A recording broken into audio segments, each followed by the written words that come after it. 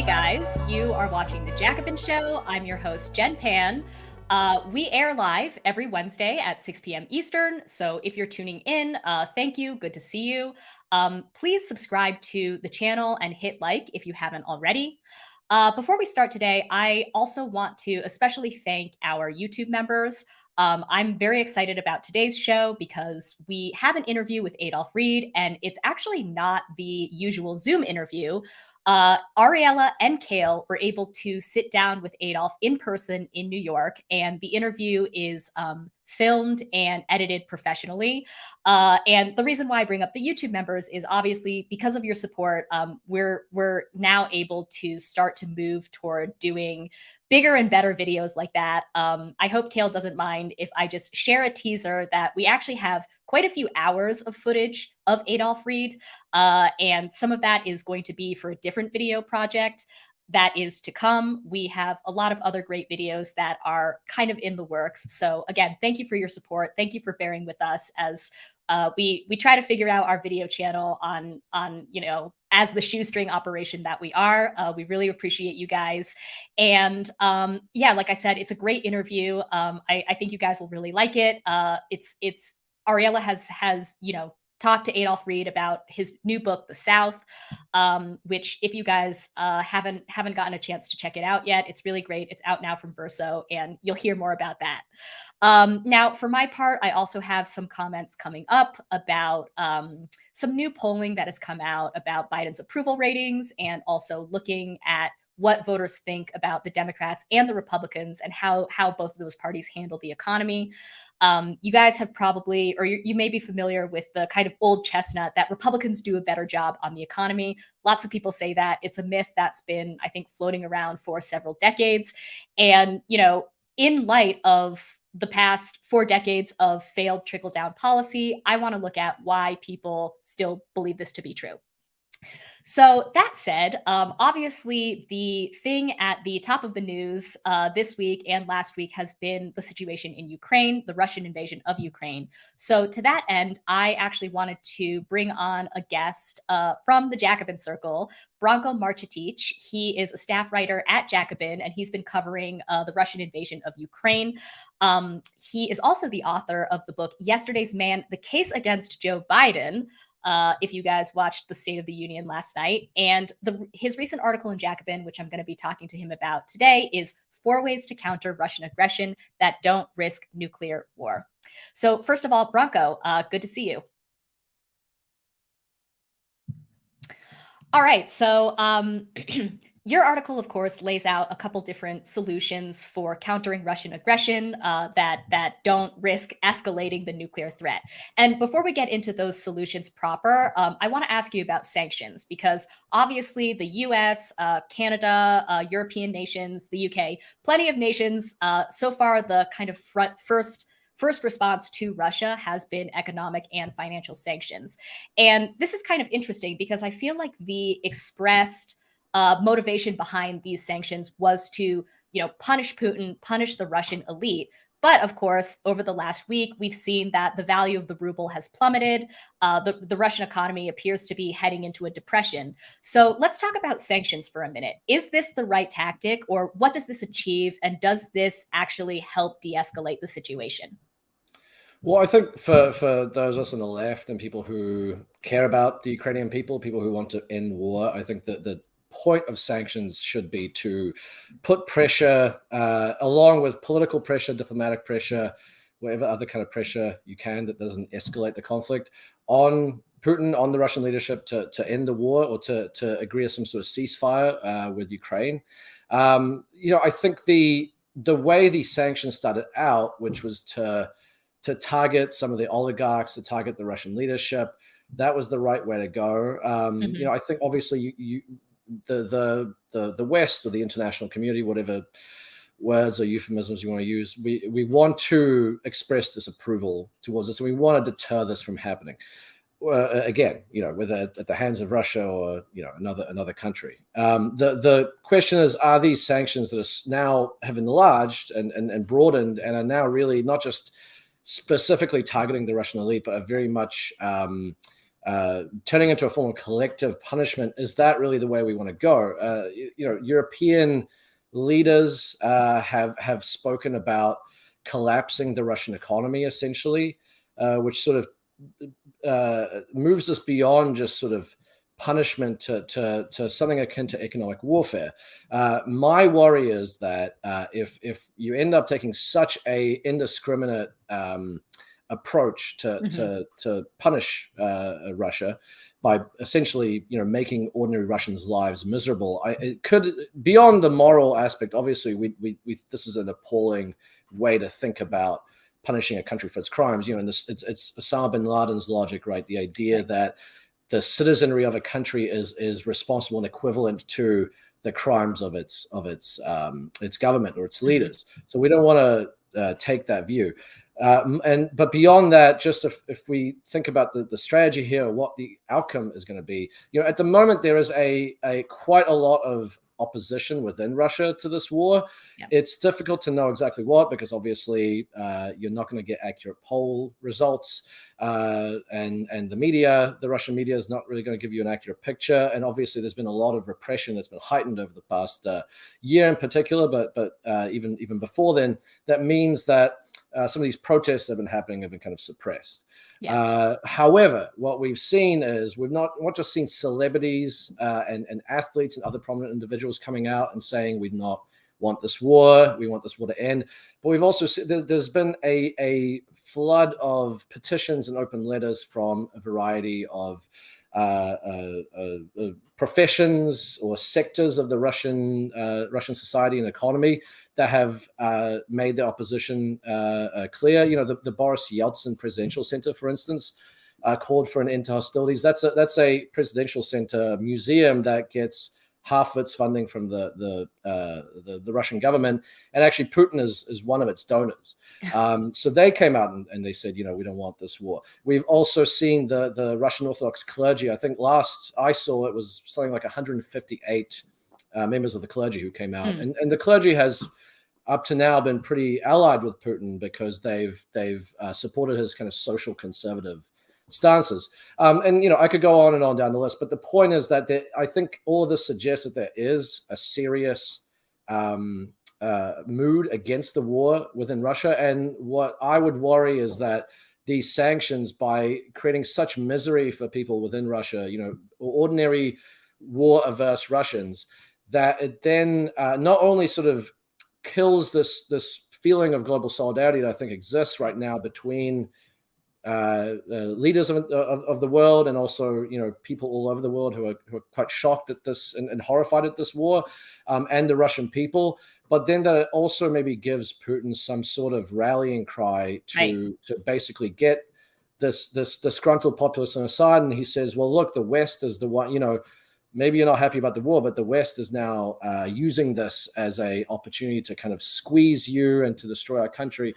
And you basically killed whatever anti-war movement exists. And a similar thing happened in Yugoslavia, actually, with the NATO bombing, where because NATO began bombing Serbia, the movement against Milosevic ended up kind of dissipating because the enemy was no longer Milosevic at that time. It became NATO for bombing ordinary people. So I think that's some of the concerns that I think are pretty well founded about this kind of indiscriminate approach that's being taken now. Yeah. So let's now turn to some of the solutions that you have offered, because I think that you laid out 4 different solutions that don't go down this path, which I think are really interesting. A couple of the solutions that you had put forward, I view as sort of more longer term and not something that we can get done today. But one solution in particular, which is increase humanitarian rather than military aid, is something that you advocate for. And that is something that can be done rather quickly. So can you talk about that a little bit? Yeah, I think it's kind of revealing, or that the weapons that are being sent to Ukraine, and I don't know, I'm not a military strategist, and so I really don't know whether that's going to change much of the balance of the military balance in Ukraine's favor. I don't know how much it's played into this resistance, the surprisingly strong resistance from Ukraine. But fundamentally, I don't really think I suspect it's not going to change much of what's going on. However, the justification that's been used to just send weapons, which is $1 billion in military aid in the last year alone, is out of concern for the Ukrainian people. Right, that's what everyone who's kind of supporting this says. We have to support the Ukrainian people. You know, these javelins, these Stinger missiles, all this stuff, all of that matters to the Ukrainian people. That's what Connor Lamb said recently. But if we care about the Ukrainian people, okay, well, sure, the weapons are being sent. Okay, there's arguments for and against for why that's a good or bad idea. But surely, if we care about the Ukrainian people, most of whom are not actually fighting in the war, most of whom are either fleeing the country or have no access to healthcare, who need food, who need clothing, who need shelter. Surely we should, at the very, very least, make the humanitarian assistance to ensure that they can survive this period for as long as it lasts, hopefully not much longer, relatively unscathed. But the reality is, I told you $1 billion over the past year alone in military aid to Ukraine. A lot of that has come just in the last few months. I think just the other day, there was $350 million worth of military aid that was sent over. Meanwhile, over the past 8 years, so since the Maidan Revolution in 2014, the US has sent over just $400 million or just over $400 million in humanitarian assistance. And this is to a country that is very poor. Yeah. Ukraine is if you look at its standings and kind of development index, it's very, very low. It was absolutely wrecked in the wake of the post-Soviet collapse and the neoliberalization that followed. So you would think that would be kind of more of a high priority if your concern here genuinely was the Ukrainian people. And I think obviously that does tell us something about what policymakers really, what their priorities are. But beyond that, I think we should just call for this to be upped anyway as just a moral good, as a way to get a suffering people through a terrible, terrible crisis. So I wish there was more of that going on. Unfortunately, the most prominent voices tend to be just calling for more weapons and more military support. Yeah. So talk to us now about some of the other solutions that you put forward, because like I sort of hinted at, they're a little bit longer term, but I think they're really important as well. So can you run through those? Yeah, sure. I think in the immediate term, I think it's good that there's this crackdown going on in the UK, this long overdue crackdown on oligarchs hiding their money. But it shouldn't just be limited to the UK. This should be a worldwide thing, because obviously if you shut down one tax haven, there's countless others that you can go to. So I think this should be a worldwide thing. I think Biden already got the world leaders together to agree, at least in principle, on a 15% minimum corporate tax rate globally. So we've seen that we can actually do this thing where we coordinate domestic policy globally, recognizing that there can be some sort of shared economic policy throughout the world. And I think cracking down on tax havens, the counts of the amount of money that is being stashed in these things is ranges from, I think, something like 18 trillion to $36 trillion. Right. So just imagine if that was, instead of being hidden away, that was actually being taxed by these countries. That could be put towards a whole variety of goods. And one of which is, I think, in the longer term, what we need to be calling for and what we need to take away from this is the need to aggressively invest in renewable energy to move away from dependence on fossil fuels. The reason why the West has found it so difficult to deal with or to respond to Putin in this case, not just Putin, but we think of other authoritarian countries that have huge oil and gas reserves like Saudi Arabia, which almost certainly facilitated the September 11 attack and yet faced absolutely no punishment for it from the United States. Why is that? Well, these countries know that because our entire societies and economies run on fossil fuels, that there's only so much the international community can actually do to potentially sanction them, or at the very least, they assume that they can accept a certain amount of risk in the way they act on the international stage because of the fact that they have this product that we all need basically to live our lives. And so the sooner we can change it so that we no longer live our lives needing to have oil and gas, funding fueling our electricity, our transport, our shipping, all of that stuff. The sooner I think it'll be harder for some of these countries to act in these outrageous ways, not just Putin's Russia, but, look, right now, Saudi Arabia for the, I believe, 7th year is still carrying on this horrific war, which, not to undercut what's happening in Ukraine, but the war in Yemen has been, by every measure, far more horrendous and catastrophic on a far bigger scale. For 7 years, very little outrage about that. And it's actually been supported by a lot of the countries that are now, kind of pointing to Russia and Putin as kind of the sole evildoer in the world. And why are they able to get away with that? Why are they able to count on Western support for this horrific, almost genocidal war in Yemen? Well, it's because we need their oil. So the sooner we can move away from that, the better it is. And I think that kind of hints at the last point that I made. And these 4 ideas are by no means the most an exhaustive list. This was just sort of 4 things that I thought would have been a good idea. There's plenty more creative ways I think we can respond in a non-military way. But the 4th thing that I said was, we in the West need to clean our own houses. Because we just saw today there was this UN vote, to condemn Russia's war, to demand the withdrawal of Russian troops from Ukraine. It overwhelmingly, of course, it passed. However, there were many notable abstentions. And I think part of that lies in the fact that in the global South, in, say, Latin America, in other places, there is a profound, I wouldn't even say skepticism. There's the kind of framing by the West of this is, we care about international law, we care about international norms and human rights, and that's why we're doing this, is considered pretty laughable and dishonest. And the reason why is because Western countries are supporting things like the Saudi war in Yemen. It's because of things like the Iraq war. It's because, just as this war was being ramped up by Putin, you had the United States withdraw from a 20-year occupation of a country and then essentially punish its population for choosing the lesser evil by seizing the foreign reserves of that country.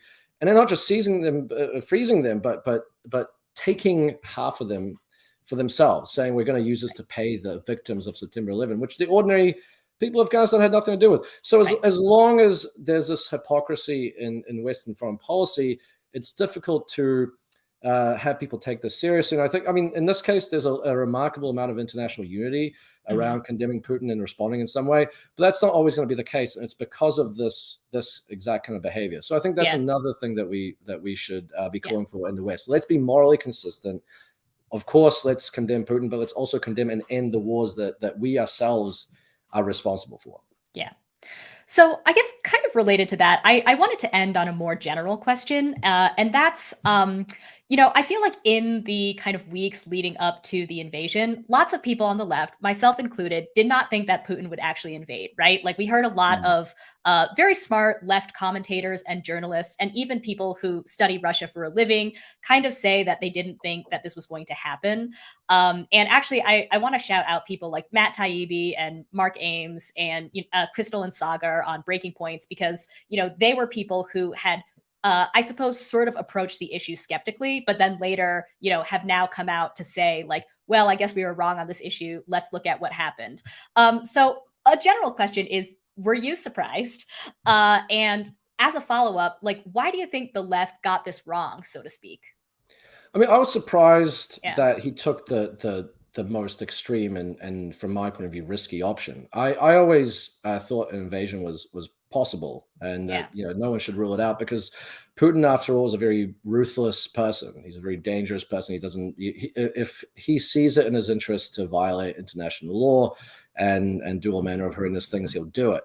I think the reason why people were sure that an invasion wasn't going to happen, or well, people like myself thought it was the least likely option, was because a full-scale invasion to potentially do regime change or even occupy Ukraine. I'm not really sure what his end game is here, but it seemed like the most risky option. It seemed like the most trouble for what it was worth for him, if we're just sort of talking about strategy and not in terms of morality. Because, if you have to, we saw what happened in Iraq and Afghanistan and many other countries that have been invaded over the past 20 years, and what that looks like for the invader. We saw it with the Soviet Union and Afghanistan.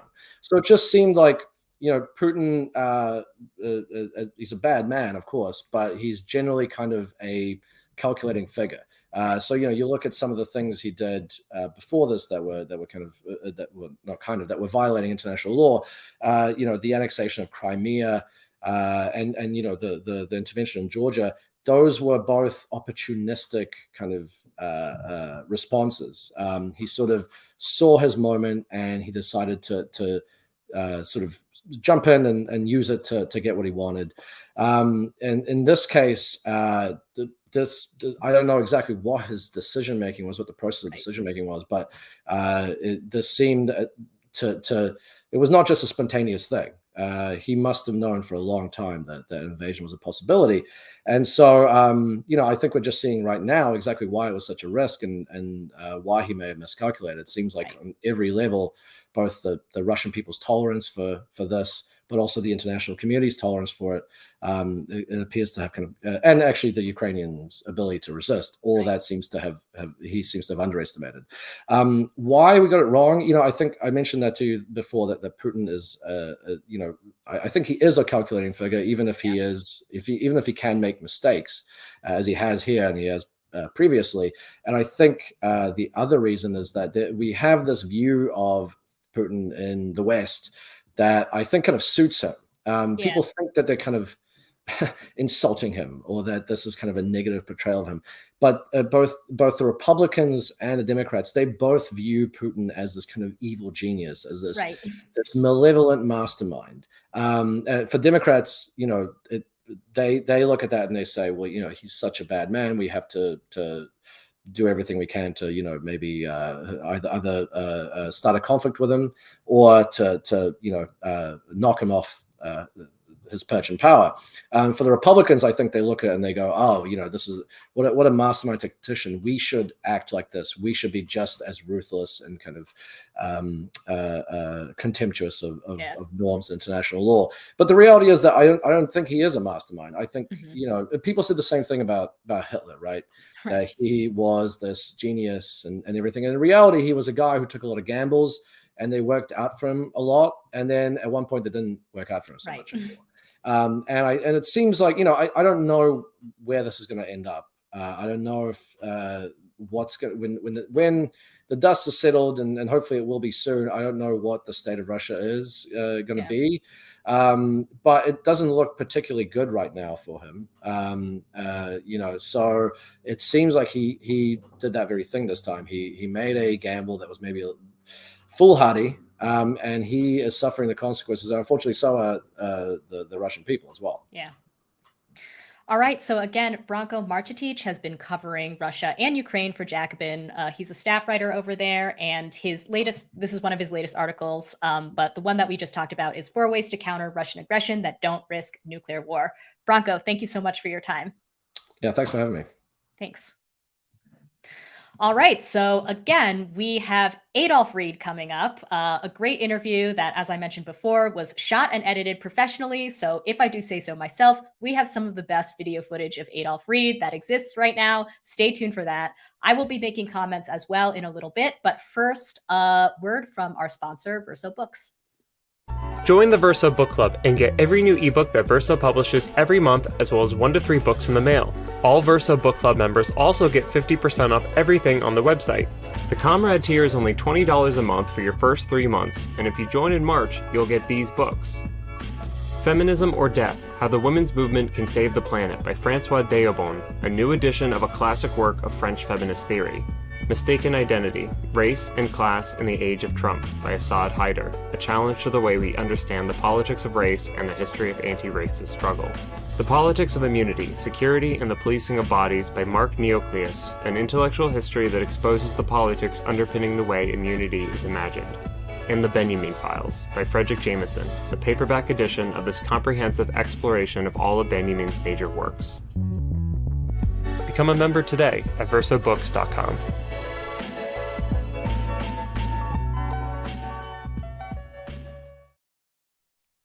All right, thanks as always to our sponsors over at Verso. As I mentioned, I've got some comments on the domestic front, so let's dive in. So right on the eve of Joe Biden's State of the Union address, a Washington Post ABC News poll found, probably to no one's surprise, that Biden's floundering approval ratings have hit a new low. Only 37% of respondents said they approved of the job Biden was doing, while 55% said they disapproved. The poll had even more bad news for Democrats, and it had to do with the economy. As the Post notes, the president appears to be weighted down by Americans' sour assessment of the economy. Today, 75% of Americans rate the economy negatively, up from 70% in November. That represents the worst rating since 2013 in post-ABC polls. By a wide margin, Americans say the economy has gotten worse since Biden took office. What's more is that 54% of respondents, or a clear majority, said they trusted Republicans over Democrats on the economy. Now, I want to break down this last point because people trusting Republicans over Democrats on the economy is something that has shown up in polling for quite some time. In fact, the myth that Republicans are better at handling the economy than Democrats has been so widespread that back in 2016, Salon published an entire article dedicated to debunking it. But just to look at some recent examples, back in November of last year, an NBC Marist poll found that voters favored Republicans over Democrats on the economy by 18 percentage points. Likewise, in 2020, nearly 80% of registered voters polled by Pew Research said the economy was the most important issue to them, and among those respondents, 49% said Republicans were better on the economy, compared to only 40% who said Democrats were better. So we know that Republicans are the party of big business and trickle-down economics, and we also know that over the last 4 decades, these types of policies have sent inequality through the roof, suppressed wages, and eroded stable, high-paying union jobs in favor of expanding a precarious and low-wage service sector. Now, given all of that, why do people continue to say they trust Republicans on the economy? Well, the short answer is that for decades, Democrats have also been a party of big business and trickle-down economics, just one that's slightly less ruthless, or depending on your perspective, less efficient than the Republicans. For instance, let's take the issue of trade. While the push for a North American free trade zone began in the 1980s with Ronald Reagan, it was formally cemented into law in 1993 by a bipartisan Congress and, of course, Democratic President Bill Clinton in the form of the North American Free Trade Agreement, or NAFTA. NAFTA, like other free trade agreements, struck down a number of tariffs, quotas, and other so-called barriers to trade between North American countries. And the problem is that this almost exclusively enriched corporations and economic elites at the expense of working people. Under free trade agreements, companies are given far more leeway to skirt environmental and public health protections and to outsource jobs to countries where they can pay workers for less than the US minimum wage. Here's how one member of the House of Representatives in 1991 criticized NAFTA. Mr. Speaker, this coming Monday in Vermont, a coalition of groups representing organized labor and our working people, our farming community, and our environmental organizations will be coming together to determine the best way that we can stop the fast-track agreement with Mexico that the President is proposing, an agreement that will be a disaster for working people, for our farmers, and for the environment in general. Our nation, and this is an untold secret, is becoming a poorer and poorer nation. Our working people in the last 20 years have seen a significant decline in their standard of living because our nation has turned from a manufacturing economy into a service industry economy, which is paying our workers extremely low wages. One of the reasons that our standard of living is declining is that major American corporations like General Motors, General Electric, and many others have thrown hundreds of thousands of American workers out on the street as they run to Mexico and to Asia to hire desperate workers there and pay them starvation wages. We do not need a fast-track agreement. We need a new industrial policy which provides good-paying jobs for our workers. Thank you. So the congressman, now senator, of course, was right. NAFTA put the U.S. on a fast track to a massive trade deficit with serious ramifications for American workers. In 2014, on the 20th anniversary of NAFTA, the Economic Policy Institute estimated that NAFTA had cost nearly 700,000 American jobs. As EPI founder Jeff Foe put it, NAFTA granted corporations extraordinary legal protections against national labor and environmental laws that they could claim threatened future profits. At the same time, workers and unions were denied the legal status needed to defend themselves in these new cross-border jurisdictions. As a result, the bargaining positions of U.S. workers, union and non-union, were severely undercut. As soon as NAFTA became law, corporate managers began using the threat to move elsewhere in order to force U.S. workers to work longer and harder for less. Threatening employees with outsourcing is now standard practice in American business. So it should really come as little surprise that by embracing NAFTA and subsequent free trade agreements, Bill Clinton and other Democrats laid the ground to lose a significant part of their base. In fact, a recent study by a team of researchers over at Princeton and Yale confirms this. The researchers looked at a number of historically Democratic counties that lost manufacturing jobs due to NAFTA in the 1990s and found that by the year 2000, a majority of voters in these former Democratic strongholds were casting ballots for Republicans. They write, voters in the places most impacted by NAFTA and voters who oppose free trade left the Democratic Party in large numbers beginning around the time of NAFTA's debate and implementation. Now, of course, none of this means that Republicans actually care about American workers or would have implemented less disastrous trade policies. After all, Reagan, George W. Bush, and most congressional Republicans from the 1980s through to today have also supported or pushed to expand free trade agreements. The problem is that when Democrats go along with right-wing pro-business policies like free trade and deregulation, voters rightly see it as a betrayal. Here's how journalist Chris Hedges explained it in an interview with Crystal Ball on Rising a few years ago.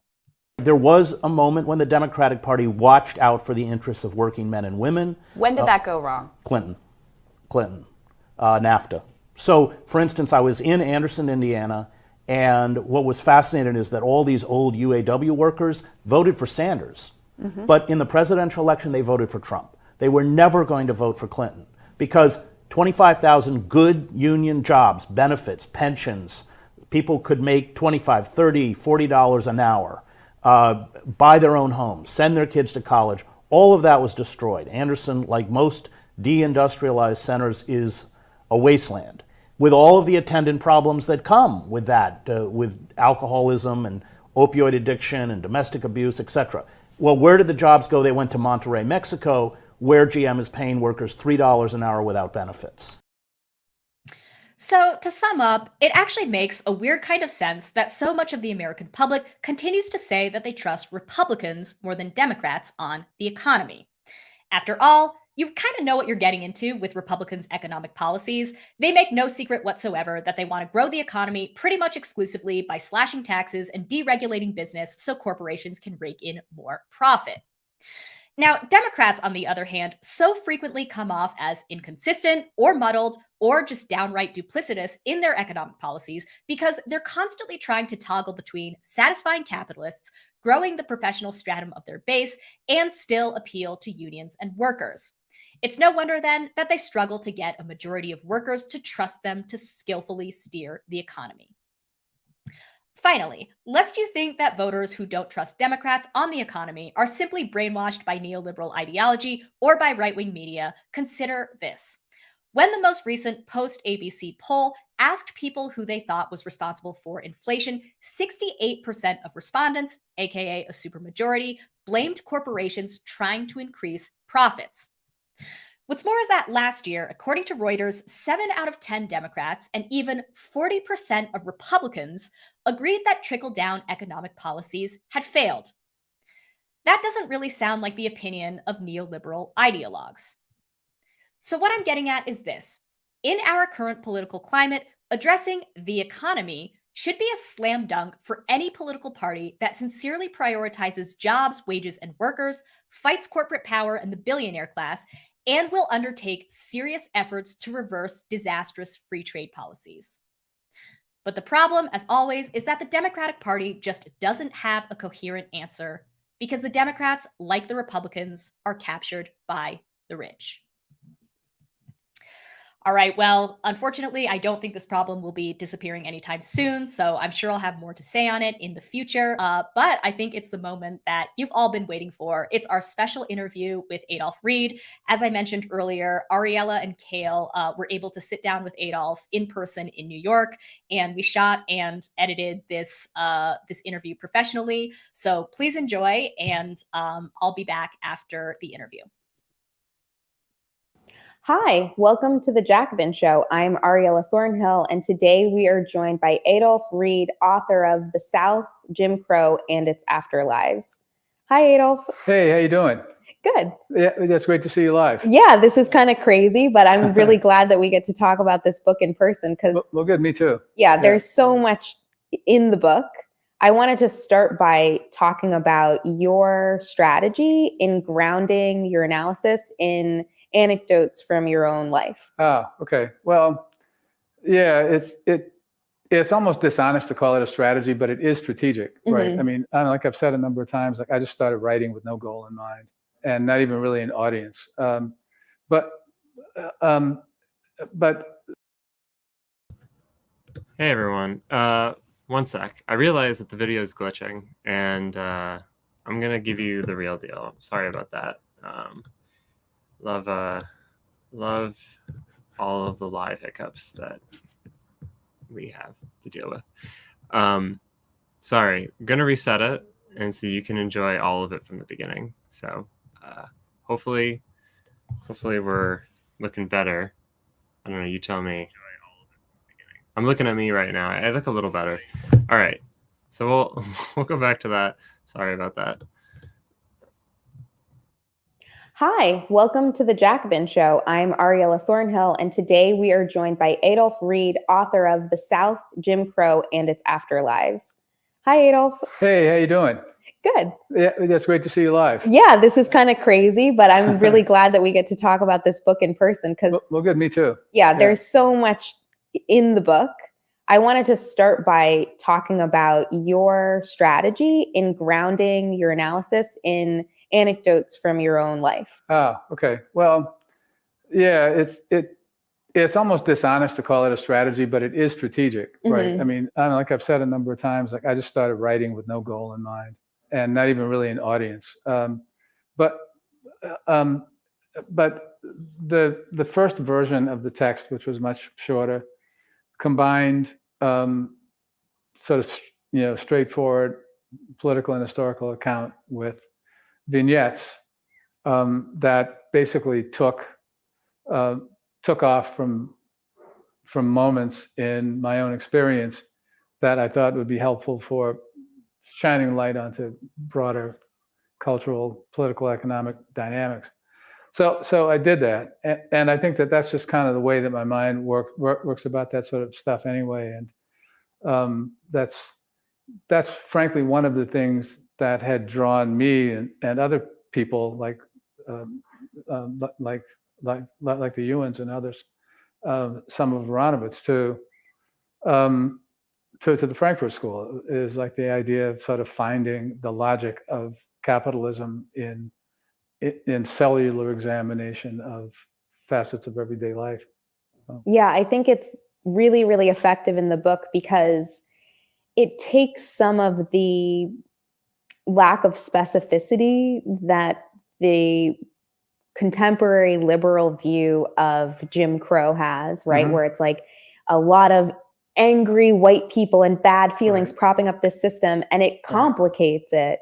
And it complicates it in a way that seems very common sense to read it. When you read about these different kinds of community formations and networks, men getting together to work on a car, crossing the color line to do that, or listen to a baseball game together, you start to see that the sort of spectacular narrative that we have of that moment in time was actually a really complicated fabric of different individual calculations about how to conform to a system of segregation that was imposed on everyone, white and black alike. Right, absolutely. And like that was the precise source of the book, right?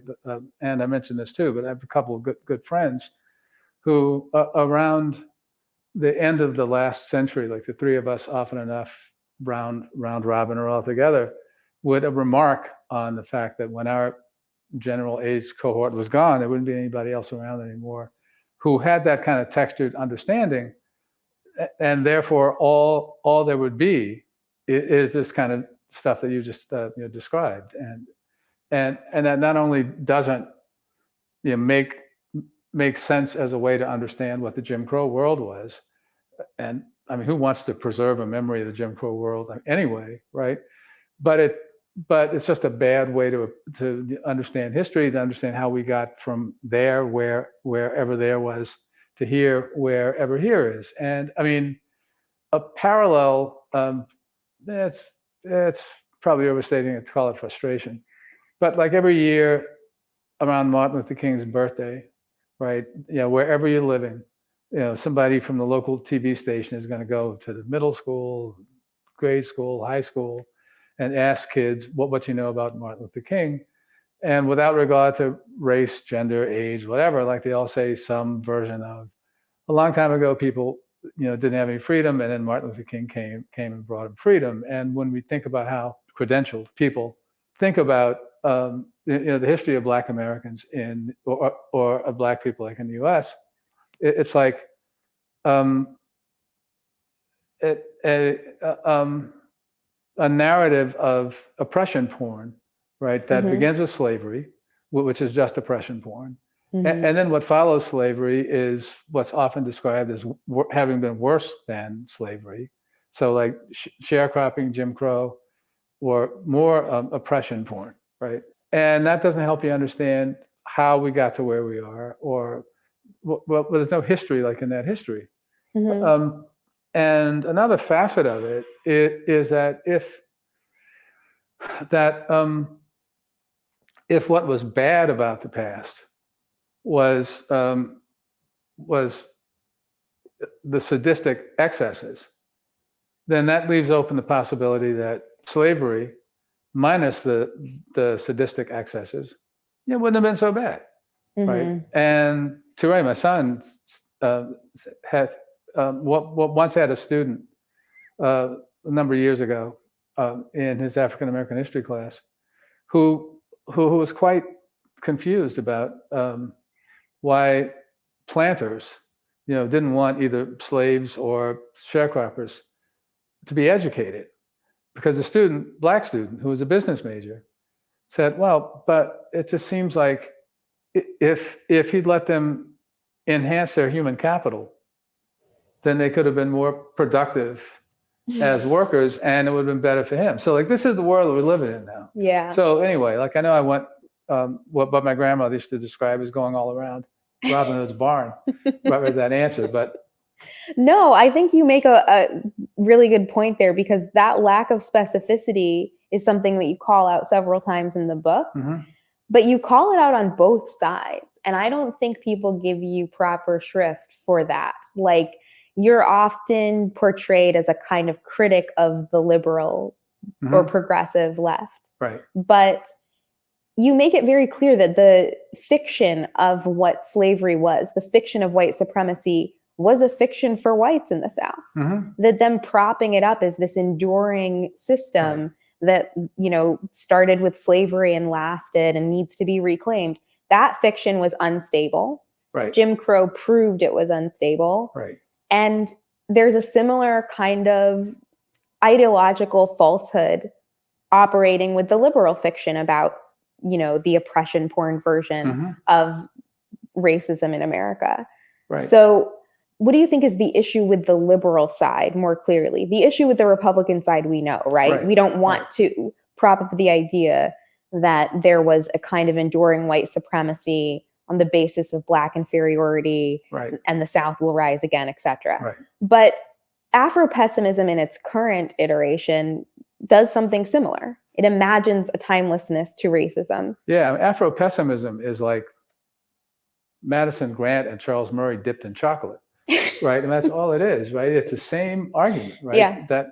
That race drives the world and has always driven the world, even thousands of years before race was invented, right? Race was somehow driving the world. And like one thought I have about this is well, so like this is first of all like the ideology of people who always get enough to eat, because there's a kind of luxuriation in a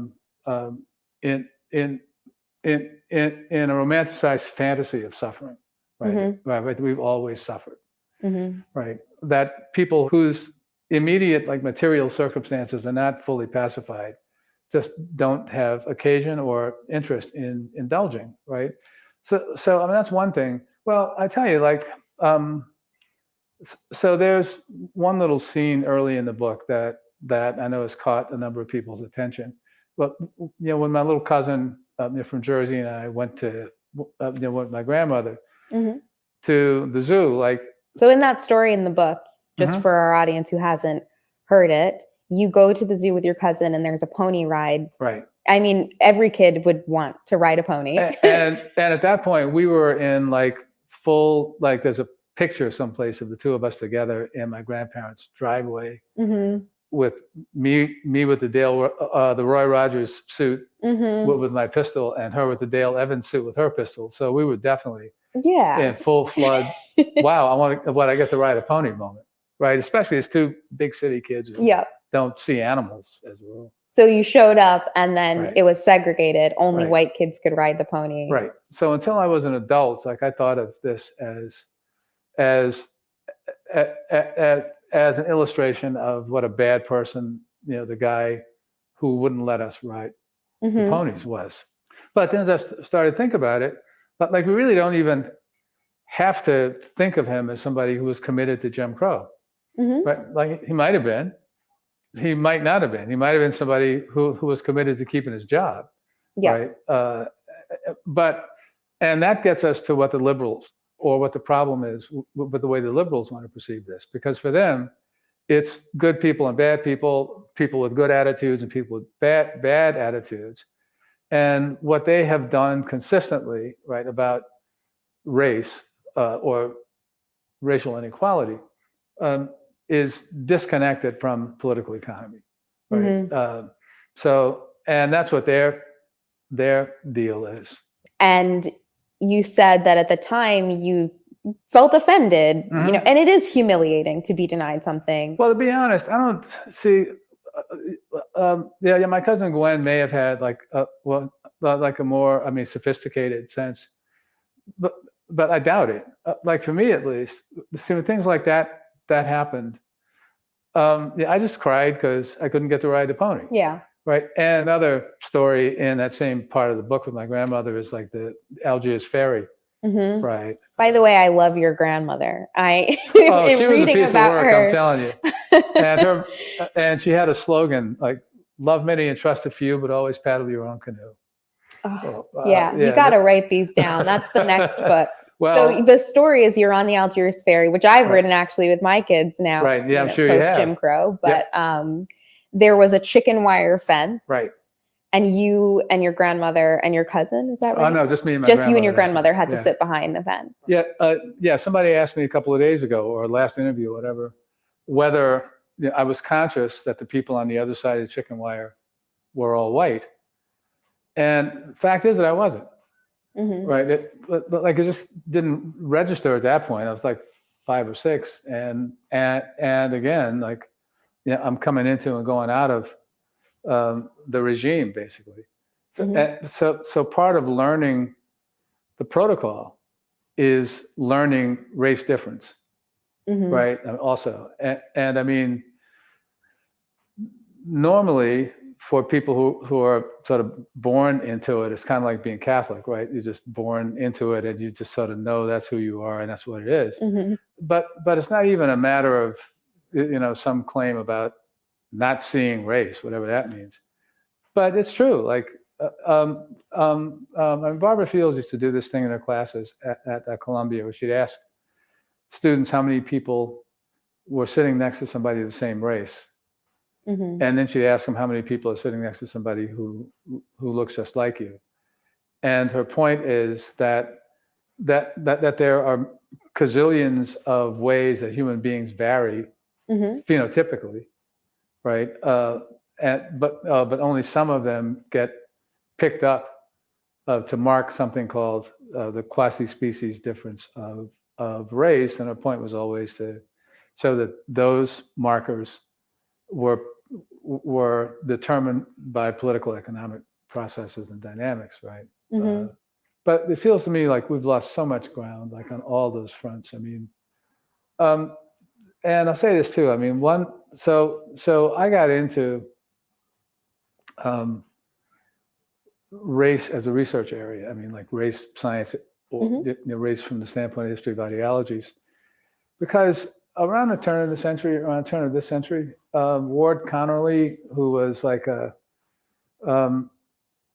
douchebag, black douchebag from South Louisiana, who moved to California and was just a nasty piece of work. He had first sponsored, I think it was an immigration restriction ballot initiative.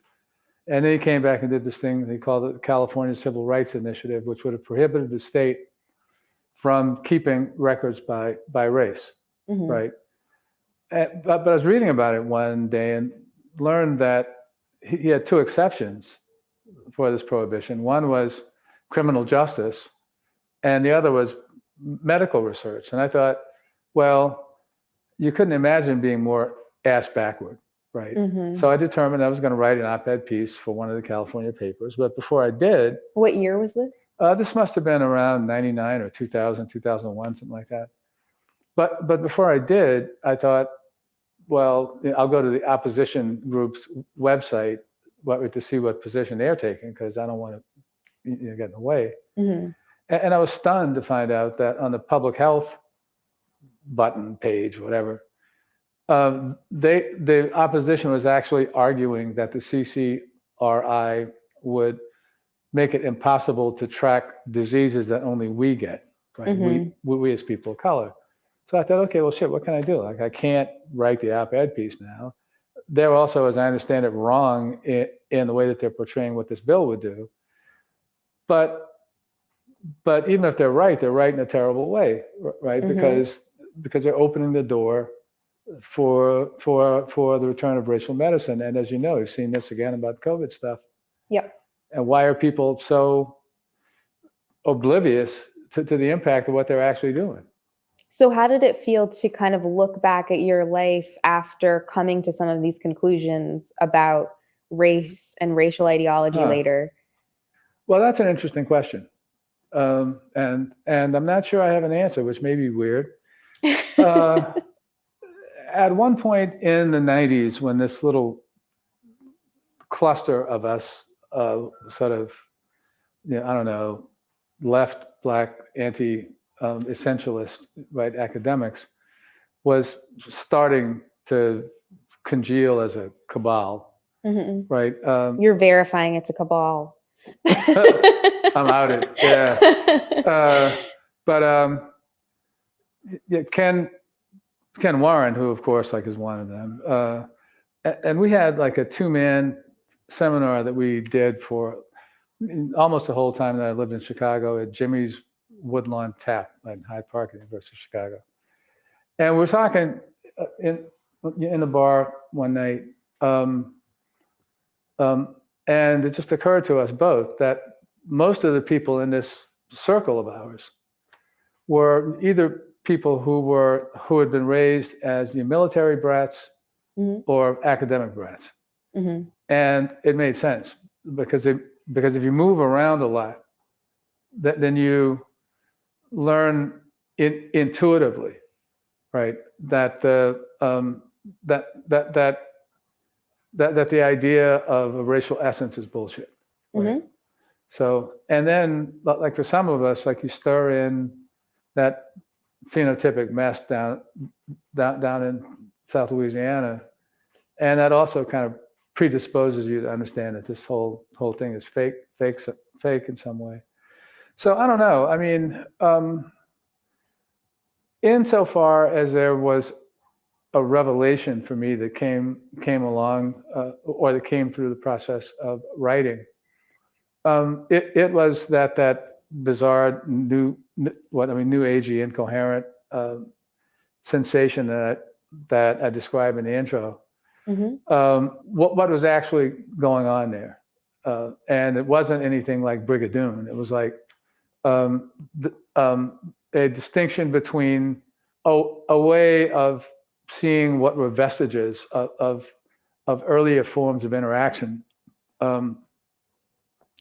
as being just that, and not as continuations of anything.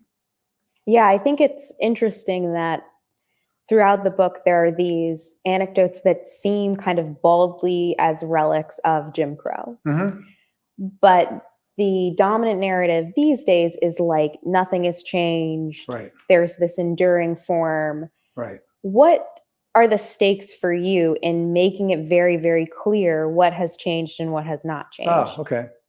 Well, first of all, like as a scholar, right, I'm just committed to getting the story straight, right? So that's one thing. And I just said to somebody a few days ago that whenever I hear the "nothing has changed" line, my impulse is that I wish I could but I wish I had a Wayback Machine and could take the utterer and drop him or her in the Mississippi Delta in 1950 for about 6 weeks, then come back and pick them up. So that's part of it. And part of the problem is that assertion just betrays the extent to which people don't pay attention to the substance of the history, but get captured by the freeze frame photos. Right? I mean, speaking of Ava DuVernay's Selma. But the most important thing, right, right beyond my pedantry, basically, is that we can't get a handle on what current Black politics is, or current race and politics, or the nexus of race and politics are, without understanding what undergirded that history, what was discrete about it, right? What forces, political, economic forces, brought it into existence, why, and therefore where Jim Crow fits in an account of the evolution of American capitalism, right, over the last 300 years. So where do you think it fits? Because there have been these attempts to kind of rework the story of the birth of America to be slavery. It's the original sin, the origin of every issue, past, present, future. Yes. To me, I saw parallels between that narrative and the Republican narrative of white supremacy, which also imagines an enduring white race that's existed forever. But aside from fighting it on that end, what are the particularities we need to pull out about how Jim Crow shaped the America that we're in today, and how we actually do combat racism and economic injustice? Okay. Well, see, I'm not sure that our fight is with something called racism in the first place, right? I mean, I think, and that's another front on which I think we've lost badly over the last 50 years. Yeah, I mean, will you elaborate on that? Sure. Well, I mean, I've said this in like some places before, but a couple of years before I retired, I taught a grad seminar in Black American political thought, and it was really more of a bibliography course than it was anything else. The readings were massive, and students, led the discussions every week. And one week, a first-year student, and this was in, I think, fall semester, so it was like a first semester grad student who was a political theory type, was leading discussion around the massive readings between the mid-30s and the mid-40s. And it's like stuff from Ralph Bunche and Albert C. Cox and a bunch of other people. And she began her comments by saying, the thing that really surprised her was that nobody talked about the need to combat racism. Mm-hmm. Right? They were all fighting for concrete stuff and against concrete stuff. Mm-hmm. They were debating about specific visions of social organization. Mm-hmm. And they knew there was racism out there, right? But racism wasn't the enemy, it was institutions. Mm-hmm. And when you think about the struggle against racism, it's like first cousin to anti-terrorism, right? Because it's nothing concrete, like it doesn't live any place, Mm-hmm. right? There's no state that it's connected to. And the beauty of it is that you can never defeat it permanently. So like, if you're a racial justice warrior, then you basically got a job for life, right? Mm-hmm. And that's the thing I don't like about how we have come to talk about racism as the source of empirically observable inequalities. And this has been a problem for people who want to do that too. And that's why they've concocted modifiers, right? To support a claim that it's not, that there's something more to racism than an attitude or a disposition. Mm-hmm. So it's institutional, which has its own history and kind of a concrete programmatic history. But stuff like structural racism or systemic racism, and from the way that people talk about it, that there's nothing there except the way that it makes them feel to say it. Yeah. Right. Attaching systemic seems Right. really legit. Oh and, yeah. Right. Keeping it real. Right. Yeah, but they couldn't define what systemic racism is. No. I think it's interesting in light of, the content of your book, which is literally saying this is what segregation looked like on the ground. Right. And that in each instance of segregation, there were ambiguities. Mm-hmm. Can you give an example from the book where, you included it to illustrate that kind of concept? Yeah, I think the neighborhood stuff kind of does that too, right? Fairly early, right? I mean, so like in and like this, yeah, I like this one too because it's another one that helps to show how stupid I was about some stuff for so long. But so in older southern cities, and it's not just New Orleans, but it's like this in Charleston, a bunch of other places too. Residential segregation wasn't a thing until the 20th century, right? Yeah. You have a line that neighborhoods were invented to kind of support a concept of the way that we ought to be living together and who we ought to be living with. Correct. Right. Right. Absolutely.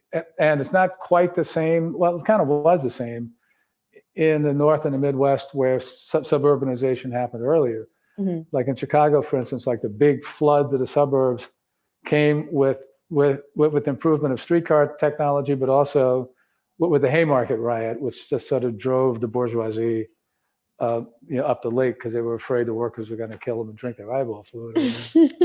But when planned development came to the South, Baltimore on down, like it came at a historically specific moment when the urban planning was becoming a thing, when the idea of planned living, right, was what was beginning to get progress or appeal from capital P progressives, but also at the height or crest, at least, of anti-immigrant anxiety, and especially in the South after defeat of the populist insurgency, where upper status people felt like a cultural need on a daily basis to reassert their primacy in the social order, and to distance themselves from presumed social inferiors, right? And linthead is as much a racial category as coon, basically. Mm-hmm. So it's in this period that you begin to see these class and race homogeneous communities being planned, right? And it's not because, and I've learned that this is another distinction that a lot of people have some difficulty taking in. But it's because my argument isn't that people didn't think about racial hierarchy. No, it's that people didn't think about where you live as a domain for expressing your place within the racial hierarchy, right? And that took the emergence of the real estate industry and the idea of the neighborhood. Now, what made me feel especially stupid about this was that this didn't crystallize in my head until I started teaching Thomas Hanchett's book on Charlotte, North Carolina from 1900 to 1975. And Hanchett lays out how it happened in Charlotte. And then all of a sudden it hit me, like you can think about the dates of the neighborhoods, right? That had the reputation for being white. And it's like, mainly after World War I. I mean, so people find themselves in these neighborhoods, and there's a natural disposition to be casually or convivial, right at the quotidian level, right? Talking over the fence or whatever. And the way that, and I write about this, how people, whites from the neighborhood who were friendly, within the boundaries that everybody accepted, right? Who, when you would encounter them someplace outside the neighborhood and experience a snub most often, this is and understanding that I grew into, like a kid wouldn't appreciate this anyway. And by kid, I mean through teenage or through the high period of the civil rights movement, frankly, that like they were trying to navigate this thing too, right? And I mean, people tend not to think that the order was imposed on people. Right? Yeah, they think it was born of their own feelings, and so it was natural, like a fish in water. Right. But actually, everybody, and your book shows this really acutely, everybody had to kind of negotiate against it constantly. Right. Like you have the story of the white couple that owned a shop who kind of sat you down after you stole a bag of potato chips. Right. I hope you've stopped that, by the way. Oh yeah, I did. And look, all I could think about was Angola. Yeah, I mean, there is something also important, I think, to unpack there, which is that in this reworking of American history around contemporary liberal narratives about race, there are other fictions that emerge around prison, incarceration, segregation of neighborhoods, all of these things. For you, when you were in that moment as a kid, you did something every kid does, tried to steal a snack. Right. But the full weight of the realization that actually there was a system in which you did not have complete citizenship, would not be completely respected, and didn't have the rights of others. That hit you in that moment, stealing a bag of chips. Oh, no, absolutely. Yeah, absolutely. And I don't know if I mentioned this in the book, but like I took the bus home from school, like in a lot of different routes.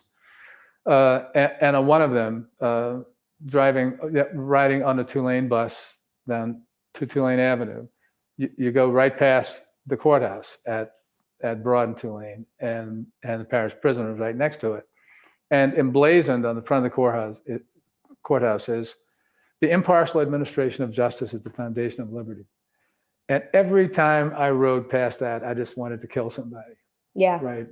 Because hypocrisy, God, right, my God.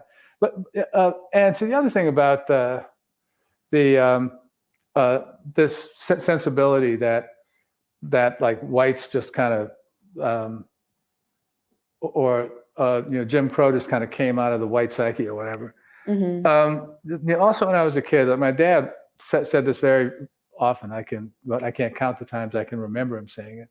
But the orthodoxy in the 50s in particular was that Jim Crow and lynching and stuff were the product of the backward, racist, white working class, which was empowered right after the populist movement.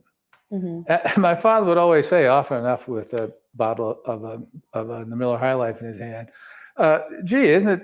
That's really weird, isn't it? I mean, didn't you think that if the white working class came to power, that they'd want to get something for themselves, or that they want to get something besides just being nasty to black people, right? So I grew up with that understanding too. But you talk about these anecdotes from when Jim Crow is kind of breaking down, and there's this place between the transition of one system to another where the ambiguity makes the tension seem more acute. Right. Yeah. Do you think that made a kind of, I don't know, do you think that made some parts of the white population in the South cling to or become more committed to the ideology of segregation as it started to fade away? Well, yeah, in one sense it did, right? Because of fading away was over a couple of decades, and the intense violence against, civil rights workers. Yeah. Right, is one illustration of that. The case of that old guy, like in Fayetteville, North Carolina, was shoulder checked you. Right. Yeah, I'm not embarrassed about my reaction. Right, I'm not proud of it. Right.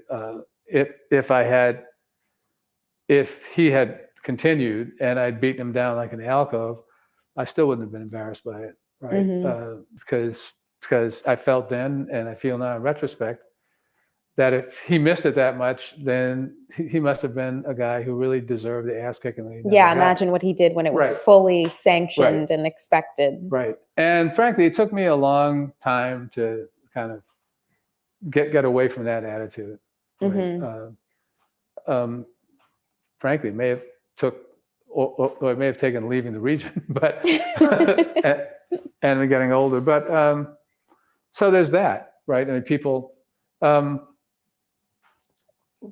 to it, and at the same time, I mean, I recall my dad talking about this too. Is that the three racists whom the Archbishop excommunicated in 1962. My dad, who was an atheist, just kept saying, "Well, look, like the church has been telling," and the Gallo woman was the big villain.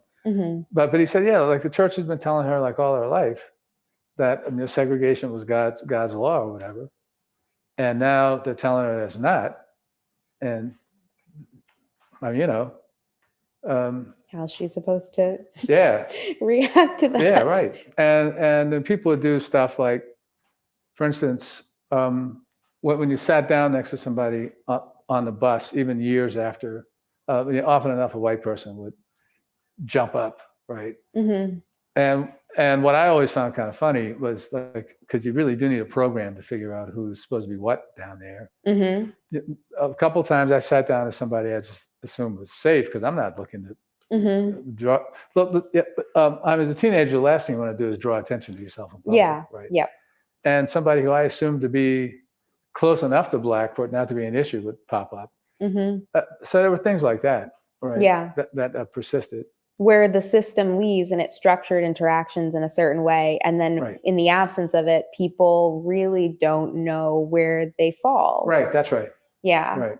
Can you talk about what was it called? Triracial. Oh, see, I think there are interesting tidbits about this in the book.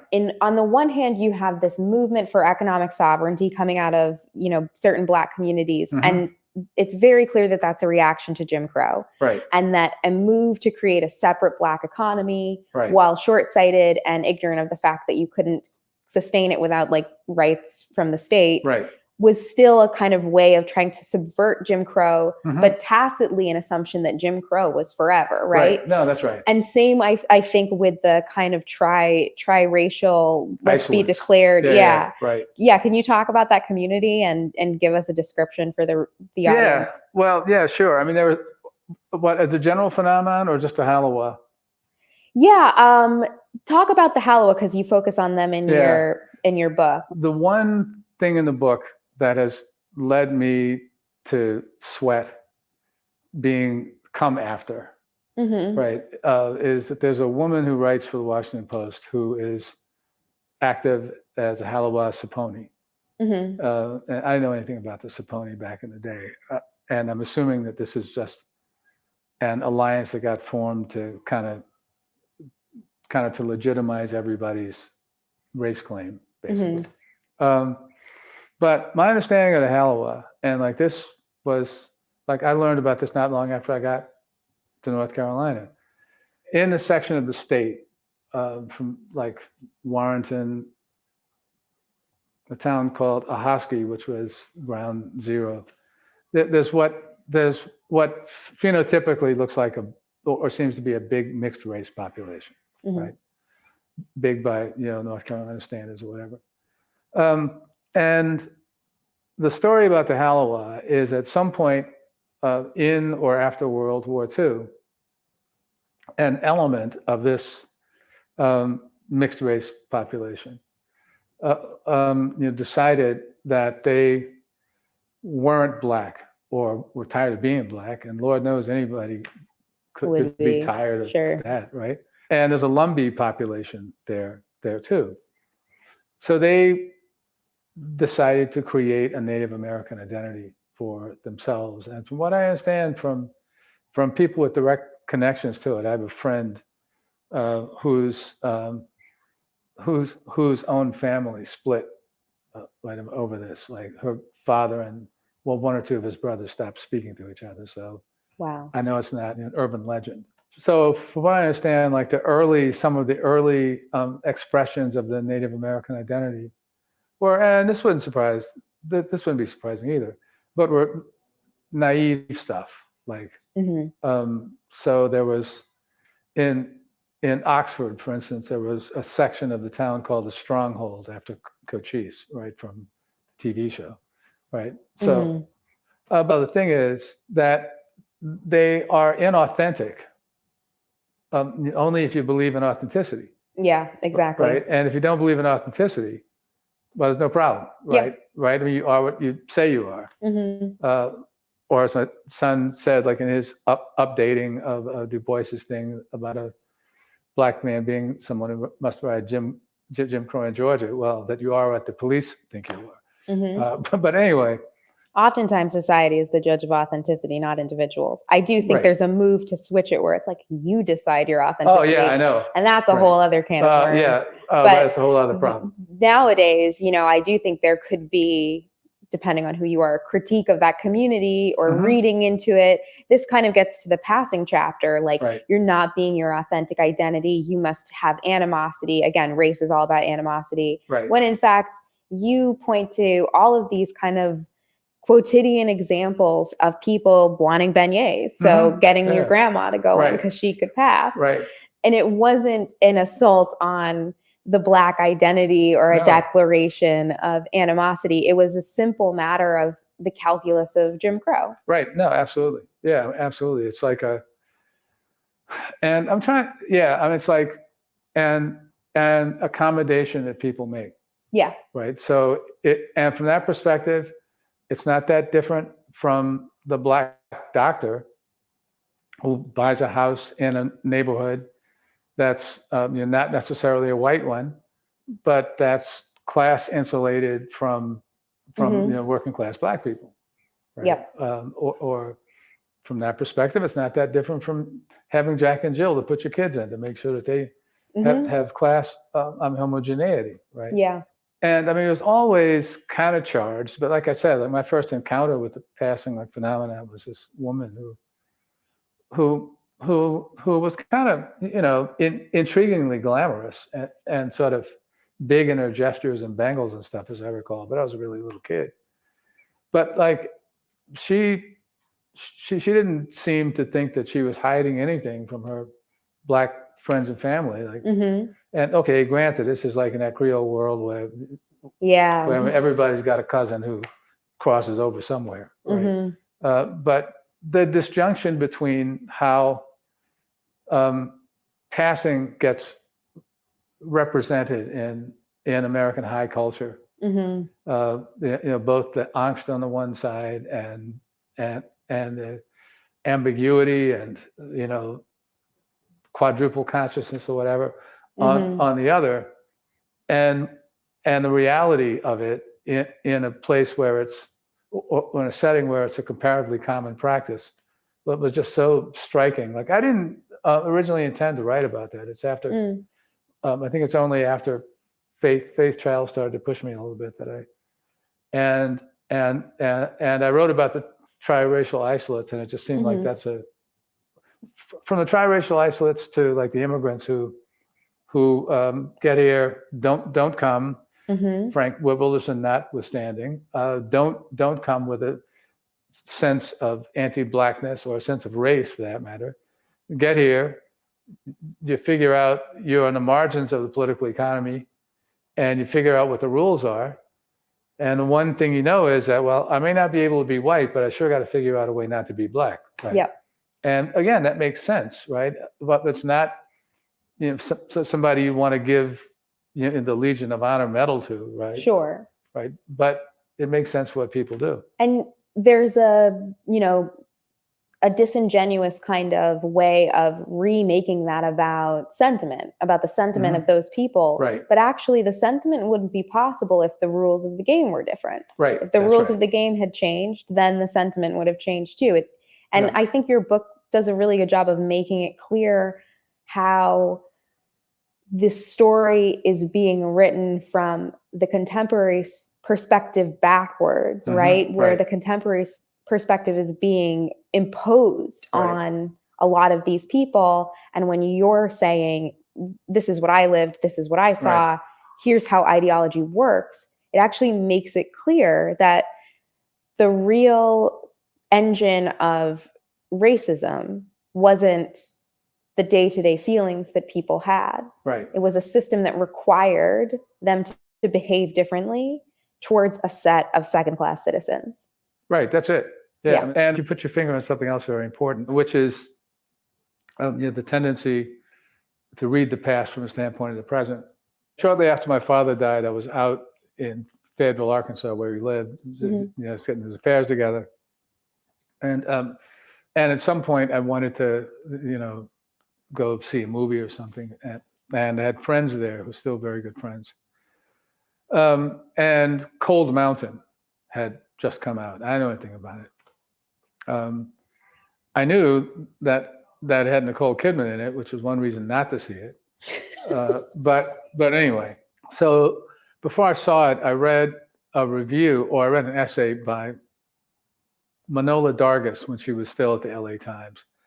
And it was really smart. It was on that and some other period films. But what really struck me about it, what most struck me about it was what was the point she made, that the only people who pay attention to historical accuracy now are the prop makers and the set designers, right? So like the restoration hardware, right, stuff is all like 1860, but the sensibilities, the dialogue, the moral compass is like pure contemporary neoliberalism. Yep. Right. And to me, like that's a point where art meets fascism. And I mean, I understand that there are much more mundane dynamics driving this, right? At the props of the star of the show, for instance, and that partly has to do with like international markets and whatnot. But that sensibility has also come to dominate how people who get paid, right, and sometimes handsomely, with really nice working conditions compared to how the vast majority of Americans work today, to think about and write about the past, do it too. Yeah. Right. So back in the days when I developed my rep as the firebrand or whatever, that's the kind of stuff that I was reacting against. That, and so, I mean, like I said, I didn't want to talk too much about my autobiographical stuff, but I'll say this. Like after Ronald Reagan was elected the first time, and people got to see that he wasn't another version of Nixon who talked it and did something else, that he was serious and they had like a revolutionary program. My reaction was, well, okay, I need to make common cause with the liberal Democrats. So I tried to do that through most of the 80s. right? And then like the underclass stuff hit. Now, Ken Auletta had published a 5-part, I think, piece in the Atlantic, which has always been what it is, which became a book where he sort of lays out the underclass idea. But then the liberal academics pick it up, and it's pretty clear what this thing was. And then even people who understood themselves to be leftists, you know, socialists. I mean, I can't tell you how many people got in my ass for criticizing William Julius Wilson unfairly because he said structurals, right? So by the end of the 80s and the beginning of the 90s, like I was just so pissed off about that stuff that I would just call it out. And my defense was, when people would get my ass for calling it out, was, well, okay, but people who are pushing this line, which is really making up just so stories about what they reify from census tract level data as poor people's behavior, right? Who I get to beat up on and drag for the most vulnerable population in the society with impunity. And since those people can't get the microphone, then I figure one thing I can do is call out the game, right? But so, like, anyway, that experiment of trying to make common cause, like with liberals, it survived Sabra and Shatila just barely, just barely. It was one of those moments where I said, well, I'm sorry, but like we have problems here I got to deal with. And then later I went to the camps, actually, in the early 2000s. But, and it survived other stuff, right? But like the underclass, but what finally did it in was Clinton. And yeah, I was just thinking about this not that long ago, but within 4 or 5 months of Clinton's inauguration, I was on the phone with Paul Wellstone, who had been a friend of mine since college, and actually went to talk to him about the possibility of somebody running like a primary challenge against Clinton in '96. And that's when I got involved with the Labor Party at the same time. To get back to the book, you end on a really positive note. I think you do have a reputation for being a firebrand, but I think people also misunderstand your work because for them, racial fiction is so taken for granted that they can't understand what your perspective is or what you're fighting for. They think it's, you know, writ large dismissive of something that they believe in. But actually what you say is, you know, you give all of these examples of the ways that people negotiated the segregationist order of Jim Crow. And then you said for most people, it was unimaginable that in 15 years it would be gone. So what do you take from that lesson? I think the book ends on a kind of optimistic note that we don't know the future. And it's set against this contemporary ideology that we know the future, present, and past, because certain concepts are so enduring that they will shape our history forever. So what do you think we should take from that, you know, the lesson of Jim Crow's failure? Well, yeah, I think there is something optimistic there, right? I mean, and even within or at the same moment that it would be tough to be, I wouldn't say pessimistic. Well, yeah, maybe I would. It would be tough to be more pessimistic about the realities of our current moment than I am. But both things are true at the same time. And see, so the optimism is ultimately like the open-endedness of history, right? Well, like when 1986 World Series, when the Mets were down to their last out in the 9th inning, and they were going to lose to, God forbid, the Red Sox, which is like, that would be like, yep, I know from Maine, I'm not a Red Sox fan. Right, I mean, differently. But I will be attacked roundly for saying that in this video. But the idea of like losing, and especially in Southern Connecticut, where the sports market was at that point kind of split between Boston and New York. So the prospect of losing to the Red Sox was just horrendous. And we're all sitting there watching the game, crestfallen. And the ball and the routine ground ball goes through the legs of the Red Sox first baseman, and the Mets win. Right. Once you put the ball in play, anything can happen. Right. And there are greater and lesser probabilities, but that's not the way the probability works, right, in the world. Right. So that's the upside. But see, the thing that's frightened me for most of my adult life, right, is, and like I think this kind of sparked something in my head when I read Voltaire's Parable of the Good Brahmin and Candide when I was like a teenager. But the idea that being oblivious can be helpful just frightens the hell out of me, because that just feels to me like concession to like the ultimate despair, right? So politically, I think I've got something a little more like a counterpuncher's but a reflex, right? That when you get hit, then the thing to do is to look around for a space that you can hit back at, or try to find a crevice like in the order that you can crawl into and start trying to pry it open. And to me, that's what the optimism is, because like I often, but I can't say have because I don't do it anymore, said to students who would want to, get into this kind of politics, I said, well, look, like it's not like NGO work, right? You got to think about it like a Major League Baseball player, that if you're successful 3 times out of 10, you go to the Hall of Fame, right? Because when you're trying to fight capitalism, you're going to lose a hell of a lot more than you're going to win. And so. And I think if you said, to a group of people, a group of liberals who are very invested in the idea that there's a kind of enduring racism, if you said there's an enduring racism that's been in America since its conception and potentially in the world, they'd be like, yes, absolutely. But if you said the civil rights movement abjectly failed and every Black radical and ally of the cause also failed, nothing has changed, they would be like, how can you say that?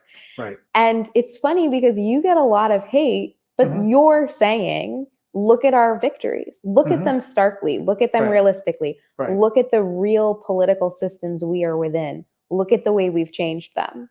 I mean, what you've traced is the path of your life as it was affected by Black people gaining full citizenship in the country, however imperfect it is expressed. Right. And I think that, that feat shouldn't be underestimated. No, I agree. I mean, and it's kind of a weird, almost like a schismogenesis, right? In the sense that there are 2 contradictory seeming balls you need to hold in the air, or one needs to hold in the air at the same time. That's one of them for sure, right? I mean, and but I think I mentioned this in the book too. Like when I'm out someplace now and see like an interracial group of people out, just doing something, right in a bowling league or having lunch at TGI Fridays or whatever, that I recall that this is something that could not have happened as late as 1960. And there are sequelae, right, that follow from having that kind of interaction. You work in the same office together.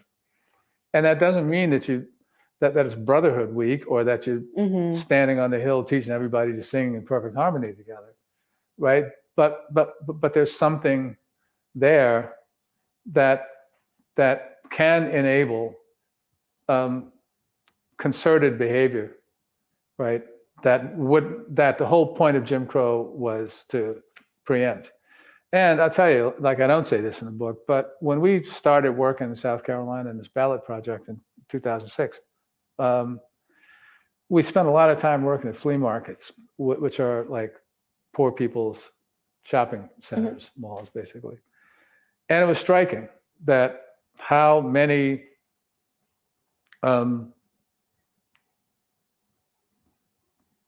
current and former interracial unions, down through the working class, right, from stable working class down to the bottom, basically, we encountered. And like with the white grandmother who looks like she just stepped out of the uprising of '34 with her little black grandbaby, and the daughter's got some other dude that she's with, and yeah, I had a student at Penn in 2016, semester of the election, who we were talking one day, and she's from the Mississippi Gulf Coast, and I just assumed she was like a middle class, or the child of middle class black professionals, right? And down there, it turns out she's what is nowadays called a biracial, and she was raised by her white mother's family. Father wasn't much in the picture.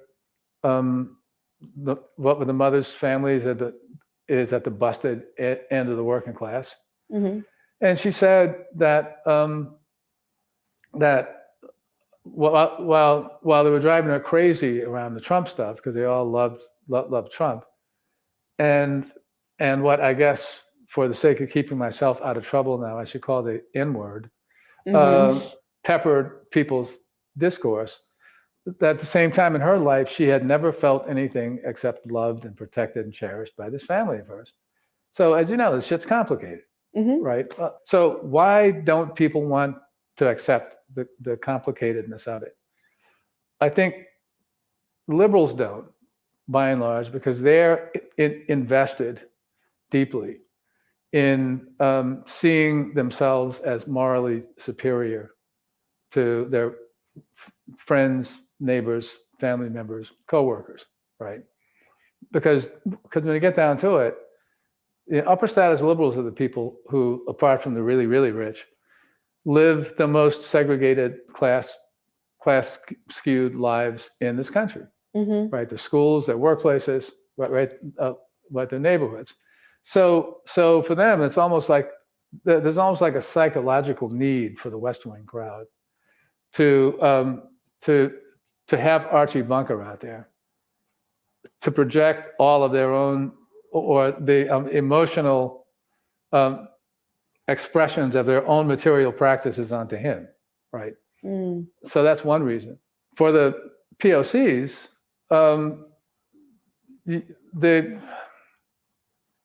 the complicatedness is unacceptable, because what has become over the last half century, right, understood as black politics, or for that matter, Hispanic or Latino politics or Asian American politics, is very much a class politics, and a class politics that's crafted within the framework of ethnic pluralism, right, like in the U.S. And a natural, authentic constituency that is pre-existing and not constructed. Exactly, right. I mean, that's exactly right.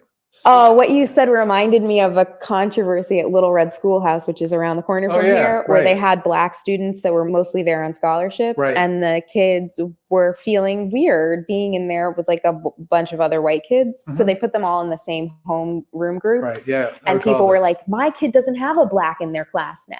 Like, we paid good money for them to go here and learn to be tolerant. And the black kid isn't even with them. And they literally, like, they started writing letters. I think a couple celebrities wrote letters being like, give my kid a black kid to make them tolerant. Oh my God. Oh my God. Yeah, I got to find you that this should be a article. South Park episode. Yeah, some of it's like satire doesn't exist anymore. No, it doesn't. The last question. Right, very good. So you write, the tendency to mistake superficial familiar imagery for actual continuity threatens to obscure how the present differs most meaningfully from the past. And you similarly criticize people today using allegory to relate modern politics to the past. What should we take from the past, and what should we leave behind? Okay. Well, yeah, I'm not much into taking stuff from the past. Here's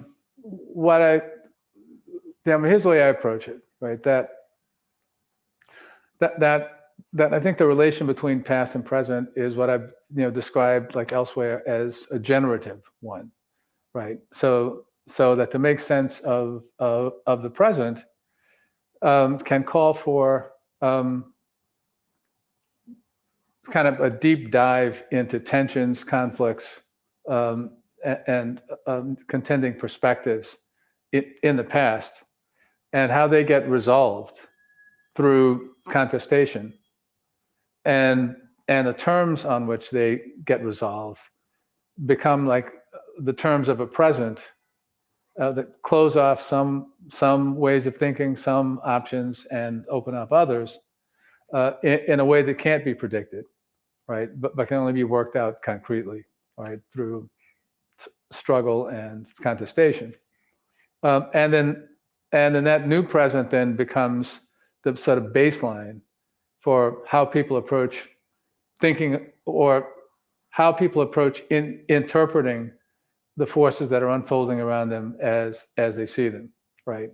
And in that sense, I think the relation between the past and the present, it is, or figuring out the relation between the past and the present, may have to, or has to do ultimately with examining or close examination of the eddies of tension and conflict and perspective that operated in the past, get resolved and then the process happens again. Yeah, it's something almost like coming to understand the present a little more clearly by getting a clearer picture of what its ancestral forms were. So you're resisting allegory with anecdote. That's the book summary right there. Totally. Totally. Well, Adolph, thank you so much for joining us. The book is The South, Jim Crow and Its Afterlives, out from Verso Books. You can buy it directly from the publisher if you don't like Amazon. Very good. Thanks again for coming over. This was a great opportunity to dive into the material of the book. Well, hey, thanks much for having me. And I've had a lot of fun. Thanks again, guys.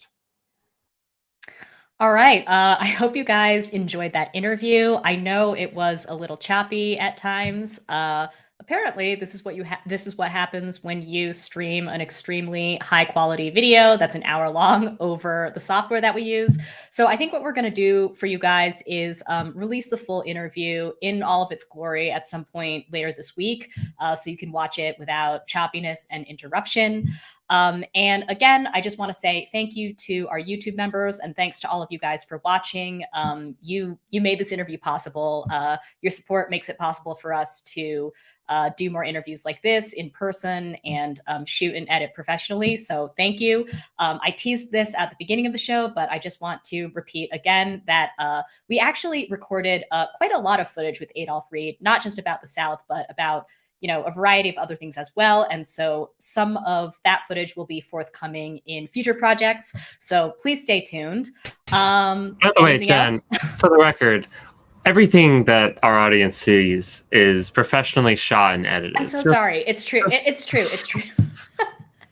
It's true. You guys, I don't know if you know this, but Kale is by trade a professional video editor and videographer. And I feel like that doesn't actually always come through, because you're for the live show, you're the producer who sometimes pops on screen, right now, for instance, or to talk about Marxist theory. I don't think the audience knows how talented you are, but Kale shot and edited this video, you guys. So I'm just I feel somewhat overused and underused simultaneously these days. So there'll be a lot more of this kind of stuff, I think, in the future. So stay tuned. We got a lot of good stuff coming. Yeah. And sorry again for the choppiness. Like I said, this is our first time trying to, like I said, stream an extremely high quality video over the software that we use. So apparently this is how it goes. We'll figure it out for the future. So thanks for bearing with us. Yeah. All right. Well, on that note, just want to give another shout out to The South. If you guys haven't gotten a chance to check it out yet, it's a really incredible book. As I'm sure you sort of picked up from the interview, it's kind of one of a kind. It's not really a biography. It's not an autobiography or a memoir. It's also not a comprehensive sweeping history of the entire Jim Crow South. And it's not a polemic either. It's really its own thing. And I really loved it. So definitely buy the book, support Adolph Reed as always. And on that note, I think I will wind things down. So good night, and we will see you next week.